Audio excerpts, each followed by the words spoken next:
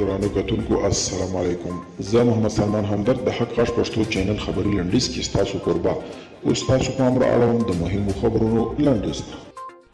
رونالډ نیومن وایي طالبان د جګړې د ختمولو پر ځای د افغان حکومت پر تسلیمولو فکر کوي. په کابل کې د امریکا پخوانی سفیر رونالډ نیومن وایي دی په دوحه کې د روانو مذاکراتو په اړه معلومات لري او په دې باور دی چې طالبان روغې جوړې ته غاړه نه ږدي. د افغان دولت د مذاکراتي پلاوي غړي محمد امین احمدي ویلي طالبان په دې ورځو کې په دې فکر کې دي چې د افغان دولت او نړیوالې ټولنې د غوښتنې په نظر کې نیولو پرته د امریکایانو په واسطه خپل بندیان خوشي کړي. هغه زیاته کړې چې طالبان له دوی سره پر مسایلو جدي اصولو مذاکرې ته تمایل نه لري. د ناټو سرمشر ینس سټولټنبرګ د امریکا له ولسمشر جو بایډن سره د امریکا او اروپا ترمنځ د اړیکو پیاوړي کولو لپاره ګډ کار کوي. نوموړي وایي موږ نړیوالو ننګونو سره مخ یو او نشو کولی یاد دي ننګونې په تنها ځان له منځه یوسو.